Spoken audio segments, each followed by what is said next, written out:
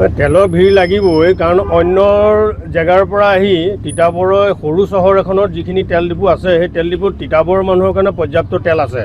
কিন্তু বাহিৰৰ পৰা আহি আৰু ব্যৱসায় প্ৰতিষ্ঠানৰ মানুহে আহি পেলাই তেলখিনি ইয়াৰ পৰা আমাৰ তিতাবৰৰ পৰা লৈ লোৱাৰ কাৰণে আমাৰ ইয়াত এতিয়া এস্কাৰচিটি হৈছে।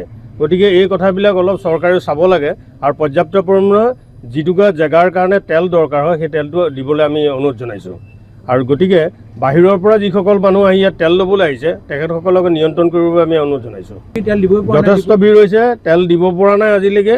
আৰু যিসকল গাড়ী ইমান লাইন হৈ আছে, গতিকে তেওঁলোকে চিন্তা কৰিব লাগে যে কোনোবাই আকৌ অসাধু ব্যৱসায়ীয়ে এই কামটো কৰিছে নেকি, তাৰ ওপৰত এটা এনকুৱাৰী কৰিব লাগে চৰকাৰে। মই তেল নিবলৈ আহিছোঁ, এতিয়া আমি ওচৰৰে আমি তেল পোৱা নাই, কিন্তু বাহিৰৰ মানুহে ইয়াত তেল লাইন পাতি আছে। যিকোনো খবৰৰ বাবে যোগাযোগ কৰক আমাৰ এই নম্বৰত 9181 307 221।